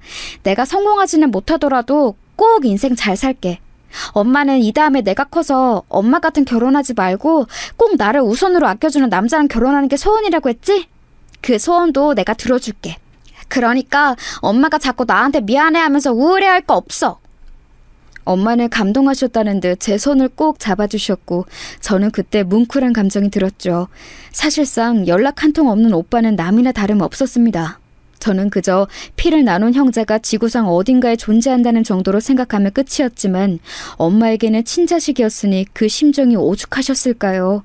밤에 잠이 안 오실 때마다 깊은 한숨을 내쉬며 뒤척거리시는 게 오빠를 생각하고 계셔서 그러시는 것만 같았어요. 그래서 제가 더욱 잘하고자 하였습니다. 그런데요, 인생이라는 게 왜 뜻대로 안 흘러갈까요? 세월이 흘러 저는 남편을 만나게 되었는데요. 우연히 지인의 지인을 통해서 알게 되었던 남편이 처음에는 그저 별다르지 않게 느껴졌어요. 다리를 살짝 전다는 걸 알게 되기 전까지는 말이죠. 궁금해지더라고요. 무슨 사연이 있었는지 말이죠. 나는 나처럼 군대에서 힘든 일을 겪은 사람도 또 없다고 생각해. 나 군대에 있을 때 아버지 돌아가셨지? 우리 누나가 매형 바람 때문에 상심해서 건물 옥상에 올라가 죽는다고 난리쳐서 엄마 충격으로 쓰러지셨지. 그리고 결정적으로 내가 훈련 도중에 다리를 다쳤는데 제때 적절한 치료를 못 받아서 영영 이쪽을 절게 되었지. 어디 나처럼 힘든 군생활 보내본 사람이 있으면 나와보라고 하고 싶네. 그런 일이 있었구나. 근데 이야기 듣기 전에는 그런 사연이 있었을 거라고는 짐작도 못했어. 그냥 수더분하고 사람들하고 잘 어울리고 그런 사람으로만 보였어. 되게 내면이 강한 사람이구나. 내가 본받아야겠네. 다들 내 얘기 듣고 나면 나를 동정하거나 별정 보듯이 쳐다보거나 아니면 부담스러워하던데 이런 반응 보이는 사람은 또 처음이다. 저희는 서로에게 묘한 호감을 느꼈습니다. 그게 시작이었고 끝내 부부의 연으로 이어졌죠. 저희 엄마도 남편을 괜찮게 보셨어요. 사람은 겉보다 속이 중요하다고 제가 좋다면 당신께서는 상관없다고 말씀을 해주신 이후로 저는 남편에게 마음을 더 열게 되었던 것 같습니다. 그러나 모든 게 지나간 지금이야 이르러서야 저는 차분하게 생각이라는 걸 해봅니다. 인정을 해보자면 저는 아마도 어렸을 때부터 어려운 환경에서도 버텨야 한다는 강박, 힘든 엄마께 짐이 되어서는 안 된다는 착한 아이 증후군, 이런 것들을 쌓아오면서 어쩌면 남편을 보자마자 익숙한 환경의 내음을 맡은 것일지도 모르겠습니다. 좀 더 다채롭게 살아오지 못한 저의 쓰라린 잘못이겠지요. 남편하고 결혼하기까지 딱 거기까지는 모든 게 좋았어요. 문제가 없었죠. 시어머니께서도 저를 반겨주셨고요. 그래, 우리 범준이하고 결혼하기로 했다고? 잘 생각했어. 고마워. 내가 앞으로 며느리 사랑으로는 동네에서 최고로 꼽히는 시어머니가 되어보도록 내가 그렇게 할 테니까 우리 범준이 잘 좀 부탁할게. 내 아들이어서가 아니라 정말로 착하고 성실하고 인물도 빠지지 않고 정말 괜찮은 녀석이야. 네, 어머님 괜찮은 사람인 거 저도 알아요. 앞으로 잘 살아볼게요. 저도 잘 부탁드립니다. 그렇게 훈훈한 고부 관계의 시작, 결혼 생활의 시작인 줄로만 알았습니다. 하지만 몇 달이 흐르자 하늘이 저를 비웃으며 이러더군요. 착각도 유분수라고 말이죠. 남편이 출퇴근을 잘했고 회사에서도 자기 일은 잘하는 모양이었는데 집안일은 정말이지 전부 다 저희 몫이었어요. 열이면 열 전부 다요. 쓰레기하고 음식물 버리러 나가는 일조차 제 몫이었으니 말 다 했다고 봅니다. 하라고 시키면 입으로는 알겠다고 해요. 그래놓고 1시간이고 2시간이 지나도 안 합니다. 어렸을 때부터 집안일 야무지게 하면서 엄마의 일을 덜어주려고 안달이었던 저는 깔끔하게 해놓는 것에 이골이 났을 정도였기 때문에 지저분하고 더러운 게 너저분하게 널려있는 꼴을 잘 못 봐요. 그래서 꾹 참고 결국에 제가 그걸 정리하면 남편이 눈 동그랗게 뜨면서 꼭 이렇게 말을 했지요. 그거 내가 이따 하려고 했는데 당신이 치웠어? 에이, 그냥 두지. 내가 할 거였는데. 하긴 뭐래? 대체 언제 하려고 했는데? 내일? 모레? 일주일 뒤? 뭘 시키면 제발 바로바로 좀 해주면 안 돼? 바로 하라 그러면 컨디션 핑계 대면서 조금 이따 움직여야 한다고 하는 것도 나는 이제 핑계로밖에 안 들려. 나 가끔 통증 올라와서 약 먹는 거 당신도 알잖아. 그리고 약 먹은 직후에는 정신도 몸도 너무 나른해서 좀 쉬어줘야 하는데 당신은 그거 알면서도 이래? 내가 몸이 편치 않은 사람이라서 쉽게 보고 나한테 이러는 거지? 아니야. 됐어. 그냥 내가 잘못인가 보네. 당신 심기 불편하게 하려고 한 거 아니니까 이쯤 하자. 남편하고의 대화는 잘 흘러갈 때도 있었지만 대체로 삐딱선을 탔습니다. 남편은 괜찮고 무던하게 굴다가도 이따금씩 발끈하기를 잘했어요. 자기 다리가 불편하다는 그 문제에 기인해서 말이죠. 저는 맹세코 단 한 번도 남편의 신체적인 걸 가지고 흠으로 잡거나 장난으로라도 쉽게 말을 해본 적이 없었습니다. 그런데 자기 혼자서 그러더라고요. 본인 딴에는 오래 묵은 콤플렉스였기 때문에 그런 것이겠거니 하고 제가 양보를 했네요. 결혼하고서 딱 1년 만에 제가 아이를 낳았어요. 임신 당시만 하더라도 저는 예상보다 이르게 아이를 가지게 되었지만 잘 됐다고 단란한 가정을 꾸려보겠다고 그런 다짐을 하면서 행복한 미래를 꿈꿨습니다. 그런데 갈수록 남편하고 잘 안 맞을 줄 알았다면 임신에 더욱 신중했을 것 같다는 생각이 들더군요. 결혼하기 전에 봤던 모습하고 결혼하고 나서의 모습이 왜 그렇게 날이 갈수록 간극이 벌어지던지 이래서 결혼은 지독한 현실이라고들 하는 것 같더라고요. 암만 그래도 남편하고의 문제는 사소한 걸로 싸우기도 하며 사는 부부라고 여기며 그럭저럭 참아줬습니다. 진짜 배기는 시어머니셨네요. 딸을 낳았으니 이제 아들 하나만 있으면 되겠구나. 둘째는 내년 이맘때쯤에 낳거라. 알았지? 그 나이 터울이 딱이야. 그래야 딸도 아들도 바르게 관계 형성을 하며 자라날 수가 있어. 저번에도 그 말씀 하셨는데요.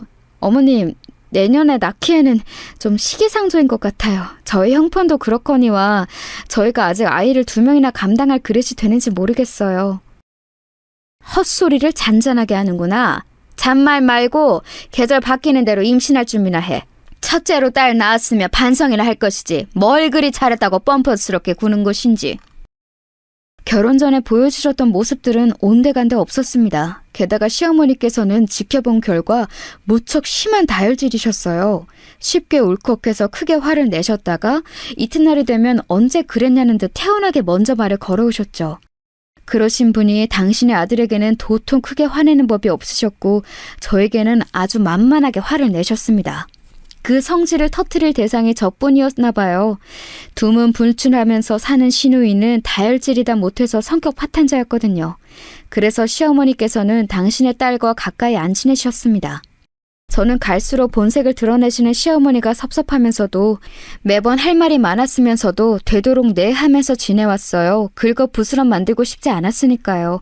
하지만 사람이 누울 자리를 보고 다리를 뻗는다고 저는 최대한 고개를 낮추고 예의를 차리려고 들었는데 반대로 시어머니께서는 갈수록 저에게 쉽게 막말을 하셨죠. 저는 거기서 받은 스트레스를 어디다 풀 데도 없고 털어놓을 상대도 딱히 없어서 당연스레 남편한테 다 전달하였어요.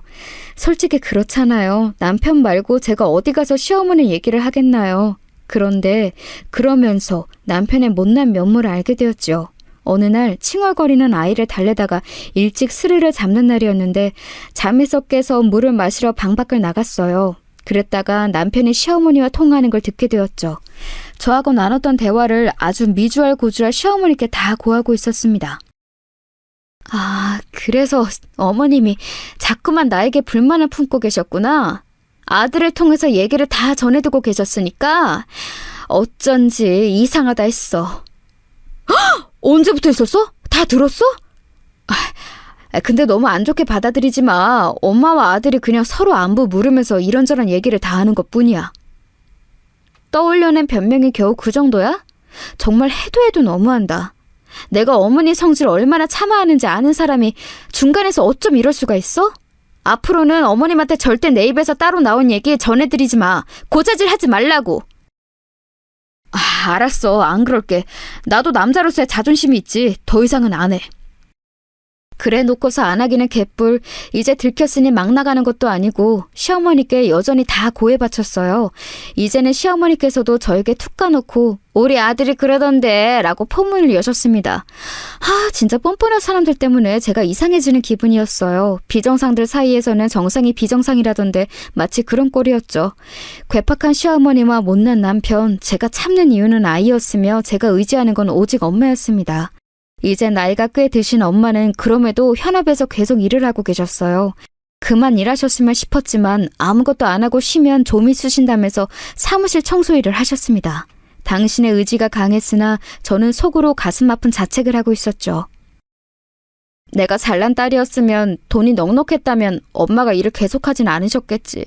내가 지지부진하게 살기 때문에 엄마는 혹시나 당신이 나에게 짐이 되실까봐 그게 걱정돼서 일을 놓지 못하시는 거야. 너무 죄송했습니다. 저는 제 평생을 엄마가 고생하시는 모습을 보고 있었는데 자식으로서 큰 도움이 못 되어드리고 있었으니까요.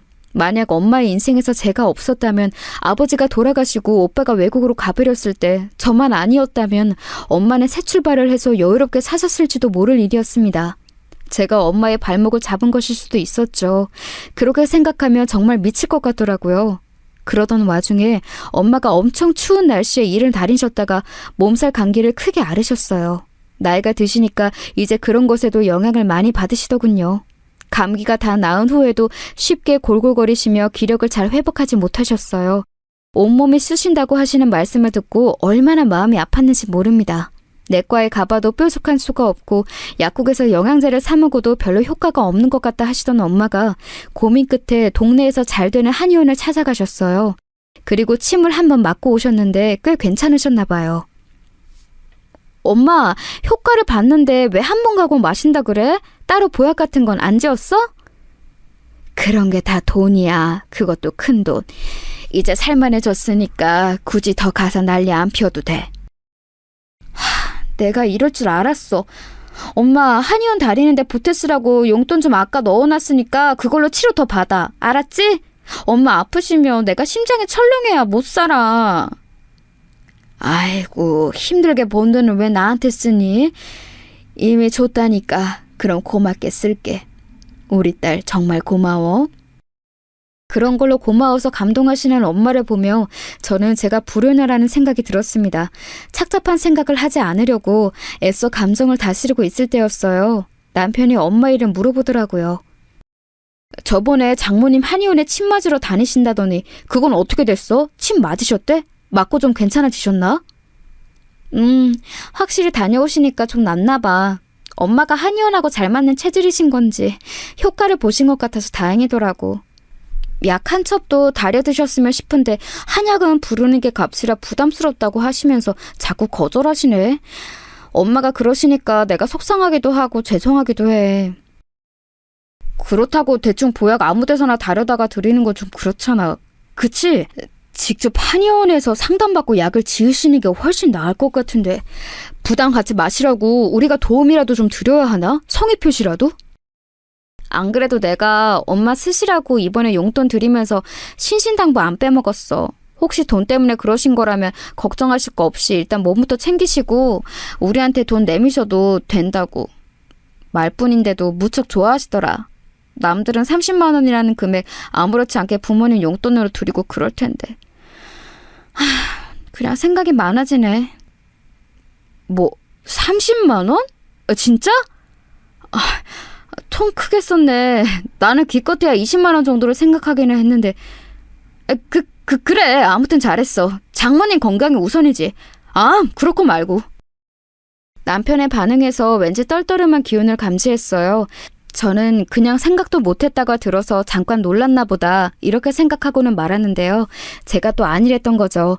다음 날이 되어서야 문득 남편의 입당속을 해야 한다는 생각이 들었습니다. 아뿔싸 싶었어요. 그런데 아니나 다를까요. 이미 남편은 주둥이를 턴 뒤였어요. 시어머니께서 득달같이 저에게 따져 물으시더군요. 넌 뭐야? 너 대체 뭔 생각으로 30만 원이라는 돈을 덜컥 네 엄마한테 보내고 지랄이야? 어머님, 지금 네 엄마라고 하셨어요? 왜 그런 실언을 하세요? 너무 흥분하신 것 같은데 좀 가라앉히세요. 듣기 거북합니다. 실언 같은 소리 하고 있네. 거북한 건 네가 네 애미한테 마음대로 30만 원씩이나 용돈으로 턱 보낸 걸 두고 바로 거북하다고 하는 거야. 제가 그렇게 큰 잘못을 한 건가요? 빠듯한 형편이긴 합니다만 저희 엄마가 요새 건강이 별로 안 좋으신데 거기다 대고 30만 원 못 드릴 정도는 아니에요. 그리고 어머님, 어떻게 네 애미라는 천박한 언행을 입에 담으실 수 있으세요? 제가 어머님의 다혈질이신 거 익히 알고 있는데도 이건 진짜 간과할 수가 없네요. 하루에 12번도 더 계산기 두드리면서 가계부 착착 써도 모자랄 판에 네가 황당한 짓거리나 일삼고 있으니 내가 네 정신머리 똑바로 고쳐놓을 수만 있다면 천박해지는 게 뭐가 될 수니? 내가 지금 나 좋다고 너한테 이러는 것 같아? 다 너희 위해서 피가 되고 살이 되는 조언을 해주는 거야. 30만 원? 그거 쓰기 전에 너 우리 범준이하고 상의는 했어? 이번 달 생활비가 어떻게 되겠다. 이런 거 계산 다 마치고 한 거 맞아? 시어머니의 고함에 머리가 다 아팠습니다.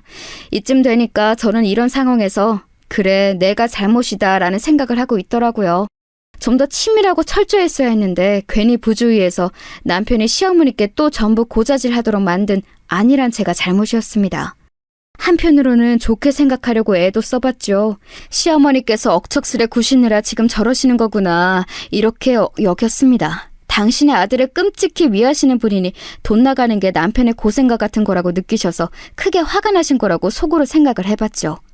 그래서 그때 시어머니께 대충 그냥 죄송하다는 식으로 둘러대고 마무리를 했어요. 앞으로는 더 제 자신이 부주의하지 않으면 된다고 여기면서요. 주둥이 가벼운 남편은 그냥 이거 가지고 잔소리하기도 싫더라고요. 이런 남자를 배우자로 맞은 제 팔자가 지독히도 박복하다고 스스로를 비웃었네요. 그런데 이렇게 참고 또 참고 산 제가 도저히 참을 수 없는 일이 곧 벌어지고 말았습니다. 그로부터 한 달 뒤에 시어머니 생신이었던 건데요. 저는 자칭 효자인 남편이 알아서 시어머니 생신 아이디어를 내길 바랐습니다. 제가 저희 엄마 용돈 30만 원 드린 것 가지고 남편의 고자질을 겪고 시어머니의 타박을 받았으니 시어머니의 생신은 그냥 남편이 알아서 해결해 보기 원했어요.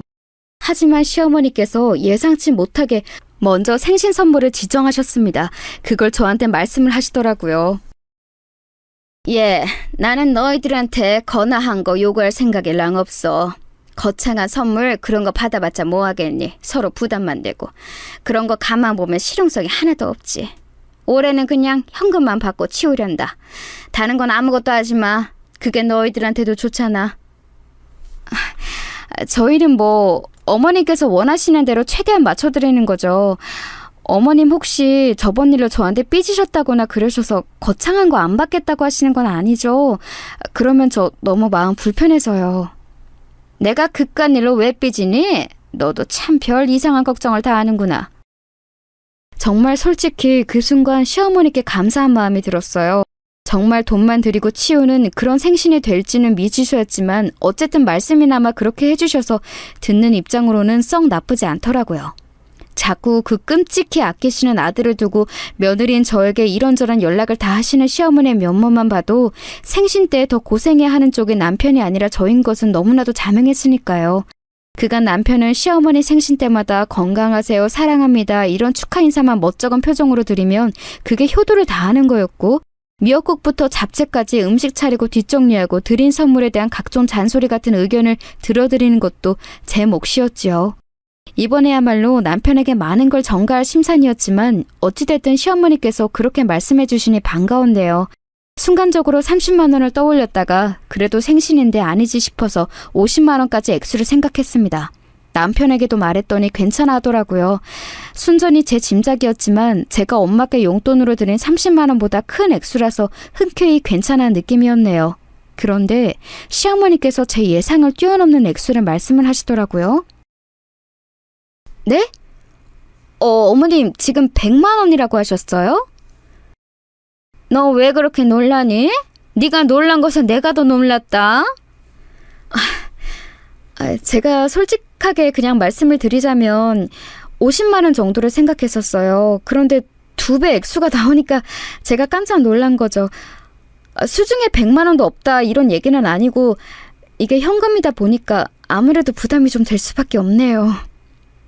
뭐가 부담이야?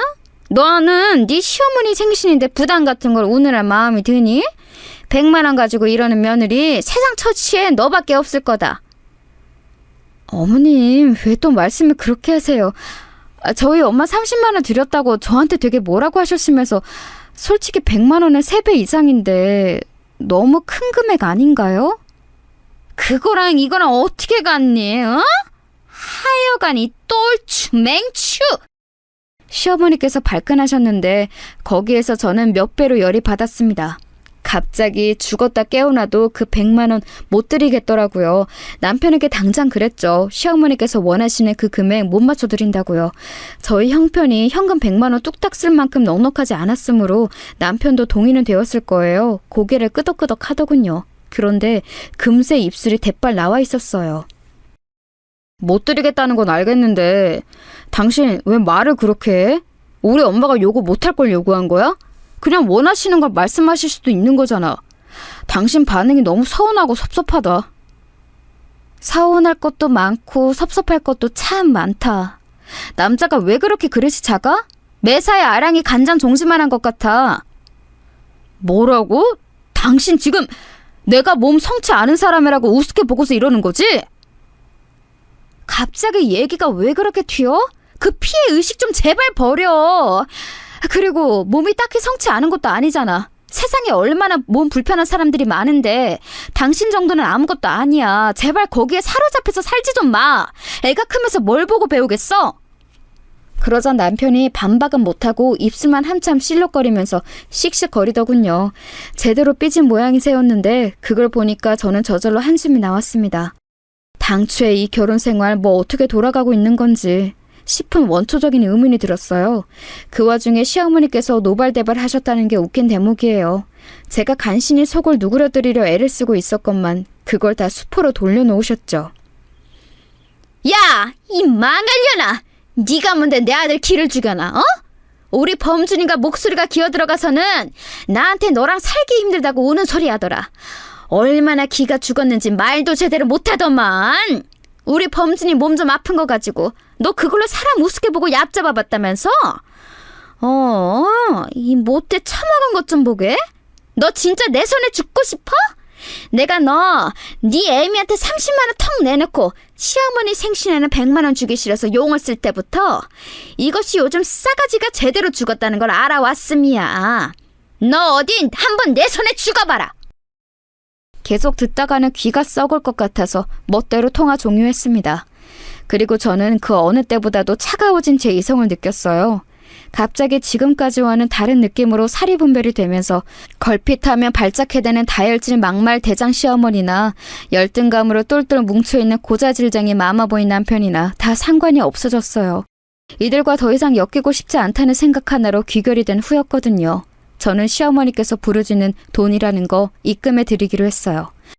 물론 단위가 많이 달랐지만요. 시어머니께 1원씩 입금해 드리면서 보내는 사람 이름에다가 메시지를 적었습니다.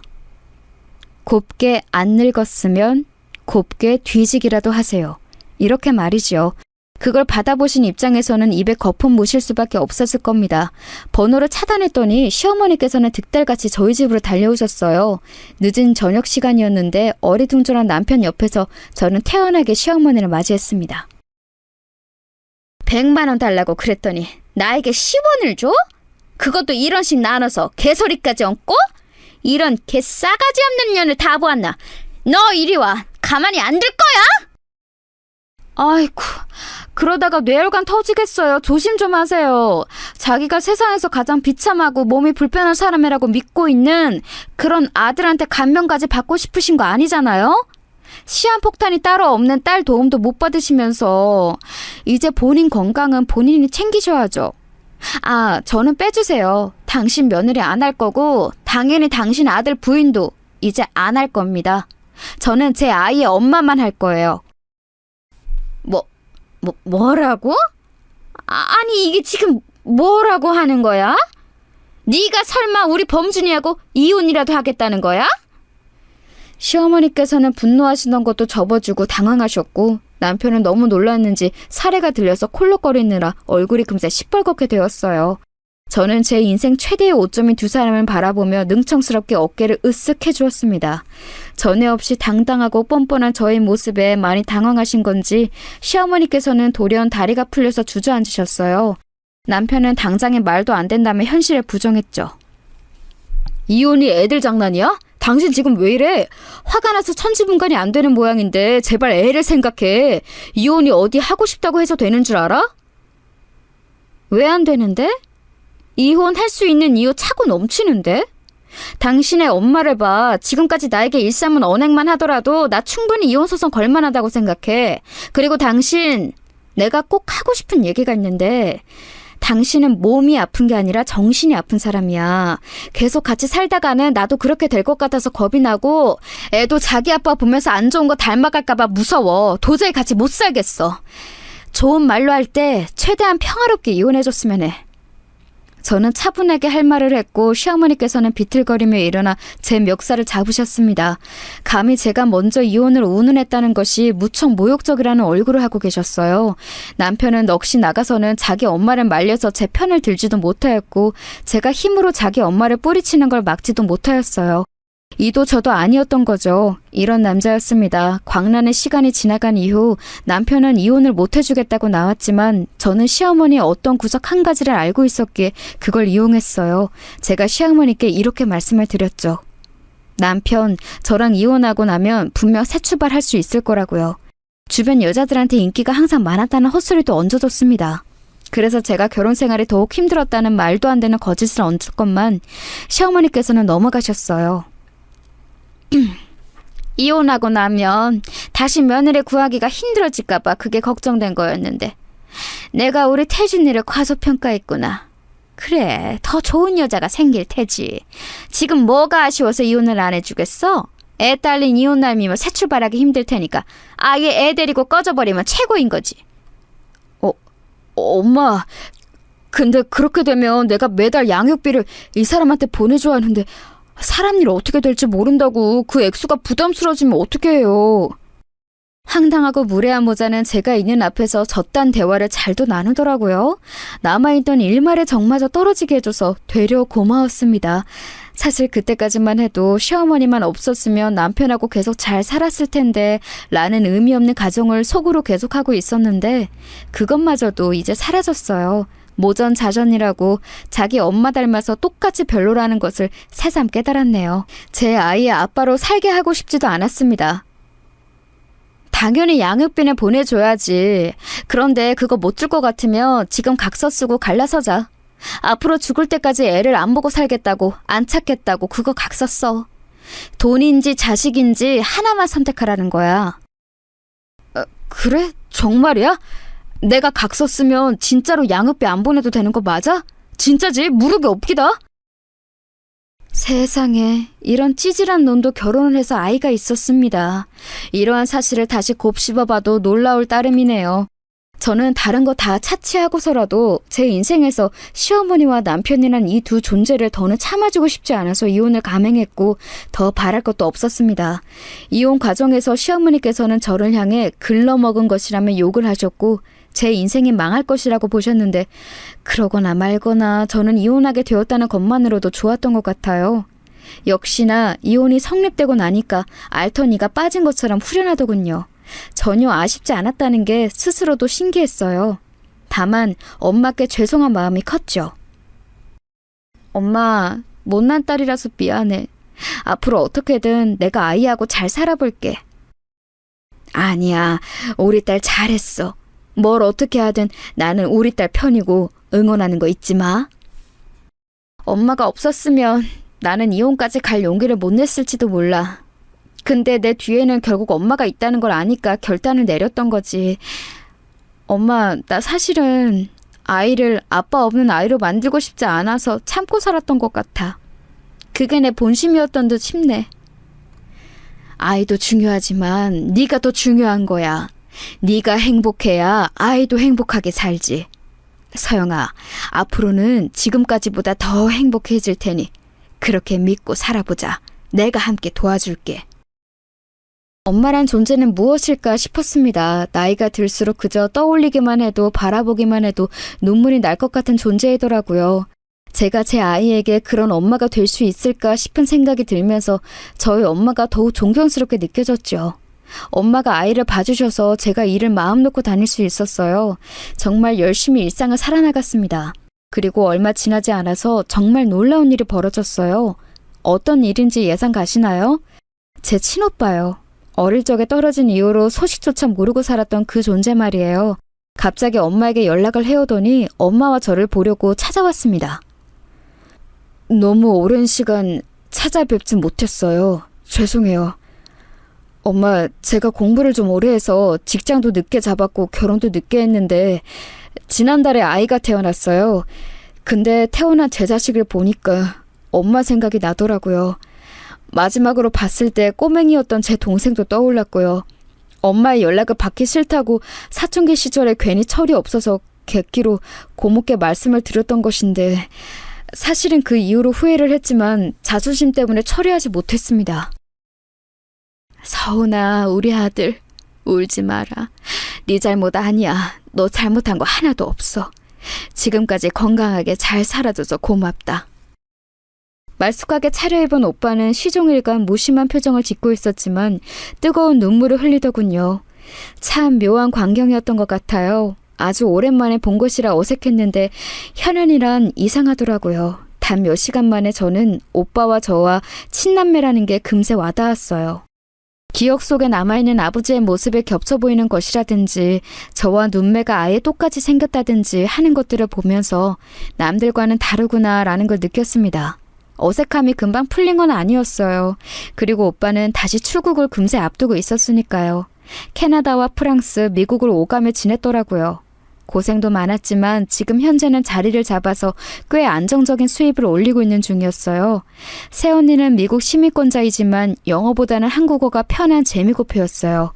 그래서 오빠도 내내 우리나라에서 산 사람처럼 한국말을 잘하는 건가 싶었네요. 남들보다 많이 냉정한 성격을 지닌 오빠가 엄마와 저를 찾을 생각을 한 건 분명 새언니의 영향도 큰 것 같았습니다. 전화통화만 몇 번 한 게 전부이지만 굉장히 다정하고 사려 깊은 사람이더라고요. 새언니의 이모할머니 되시는 분은 한국에 거주 중이셨는데 공교롭게도 엄마 댁과 아주 가까이 살고 계셨어요. 그걸 한 이후로 종종 교류를 하게 되었죠.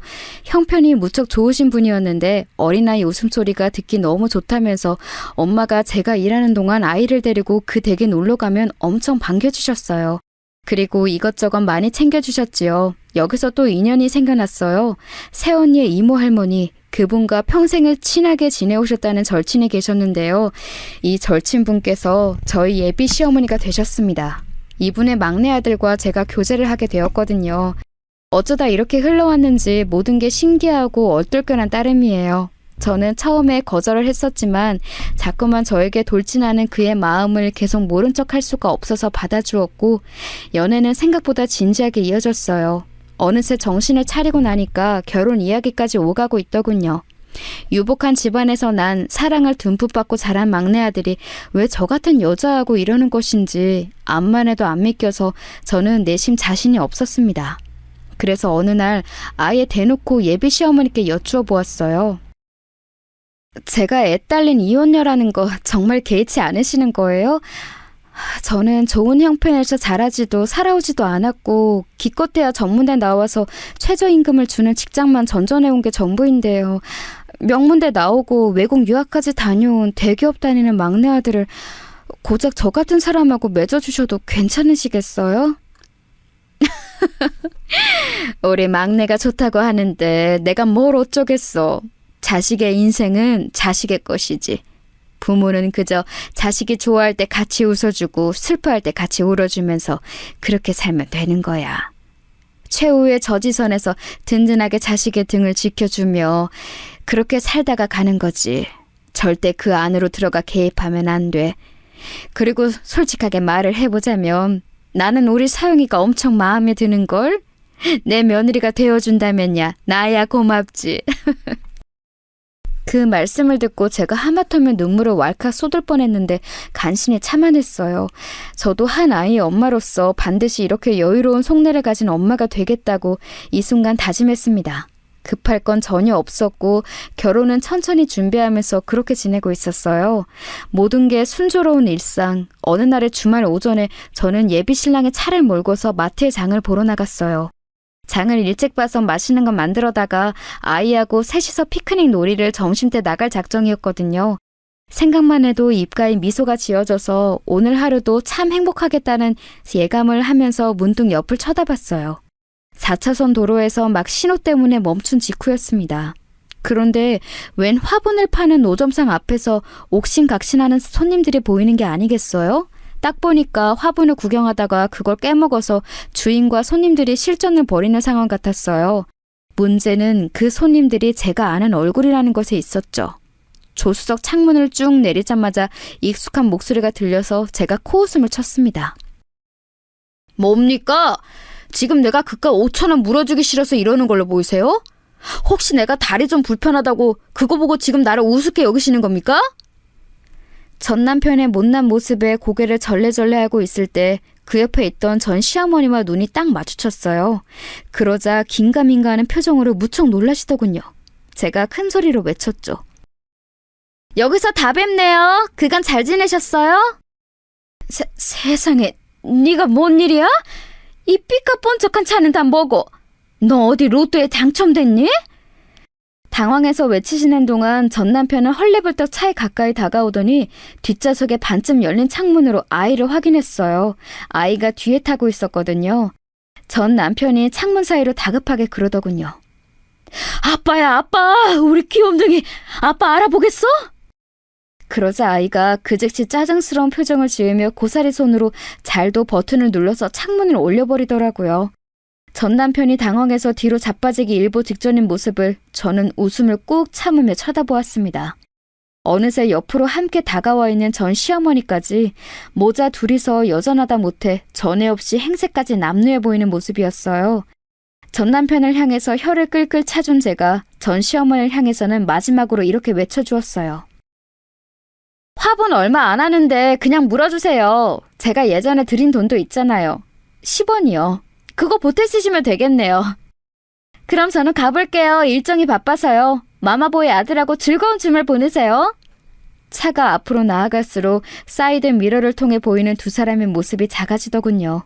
전 시어머니 그분이 바닥에 털썩 주저앉으시고 이내 부축하려고 들던 전 남편까지 그 옆에 쓰러지듯 앉아버리는 광경이 그대로 보였어요. 그렇게 두 사람은 제 인생에서 존재감이 계속 작아질 테고 사라질 예정이었죠. 그건 제 인생에서 최고로 통쾌한 드라이브였습니다. 지금의 저는 제가 과거에 어떤 경험을 했는지 알면 까무라칠 사람들과 새로운 인연을 쌓아나가며 존중과 존경을 드리고 싶은 시어머니와 저로 하여금 내조의 여왕이 되고 싶게 만드는 사랑하는 남편과 행복하게 지내고 있습니다.